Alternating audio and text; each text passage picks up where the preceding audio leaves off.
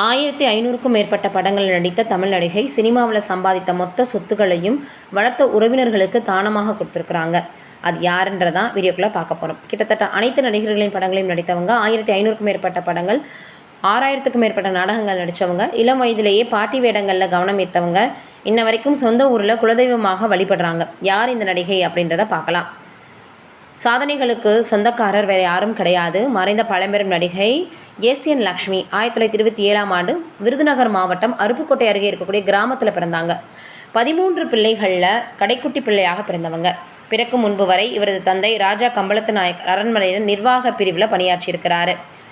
SN Lakshmi பிறந்த பிறகு அவர் தந்தை நாராயணதேவருக்கு வேலை போயிடுச்சான். இதனால் குடும்பத்தில் வறுமை தலைவிரித்தாடி இருக்கு. அப்பாவும் காலமாகிட்டார். 13 பேரின் பசியும் போக்க முடியல. பல வேலைகளை பார்த்து குழந்தைகளை கரையேற்றினாங்க அவங்களுடைய தாய். 6 வயதில் லக்ஷ்மி நாடக குழுக்களில் தன்னை இணைச்சிக்கிட்டாங்க. தொடர்ந்து அவங்க நடிக்க ஆரம்பித்தாங்க. வீட்டை விட்டு வெளியேறி நாடகங்களுடன் போயிட்டாங்களாம்.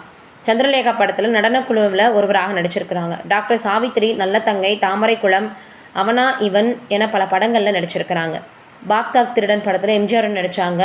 சிவாஜி கணேசன், ஜெமினி கணேசன், எஸ் ராஜேந்திரன், முத்துராமன் பல முன்னணிகளுடன் நடித்தாங்க. இப்படி நிறைய படங்களில் தொடர்ந்து நடித்தாங்க. மகாநதி படத்துக்காக தேசிய விருது கிடைக்க வேண்டிய இந்த நிலையில் ஒரு வாக்கு வித்தியாசத்தில் விருது மிஸ் ஆயிருக்கு. பல படங்கள் நடித்து 2012ஆம் ஆண்டு தனது 85 வயதில் காலமானாங்க. அவரது சொந்த ஊரான செல்நெல்குடி கிராமத்தில் அவருடைய உடல் அடக்கம் செய்யப்பட்டது. தான் அத்தனை படங்கள்லையும் சேர்த்து சம்பாதித்து வைத்த சொத்துக்கள் எல்லாத்தையுமே மிகப்பெரிய அளவில் பார்த்தோன்னா தன்னை சுற்றி இருக்கக்கூடிய தான் வளர்த்த உறவினர்களுக்காக அவங்க எழுதி வச்சுருக்கிறாங்க. குடும்பத்தை இவங்க கவனிச்சுக்கிட்டாலும் தனிப்பட்ட காரணங்களாலும் கடைசி வரை அவங்க திருமணமே செஞ்சுக்கல. சினிமாவில் தான் சம்பாதித்த எல்லாத்தையுமே வளர்த்தவர்களுக்காக தானம் கொடுத்துட்டாங்க. சொந்த ஊரில் 10 ஏக்கருக்கும் மேலான தோப்பு, வீடு என சொத்துக்கள் இருந்ததையும் அதை அவங்க வளர்த்தவங்களுக்கு தானமாக கொடுத்து விட்டதனால ஊர்க்காரர்கள் தெரிவிச்சிருக்காங்க. 20க்கும் மேற்பட்ட ஆதரவற்ற இல்லத்திற்கு அவங்க உதவி செய்திருக்கிறாங்க.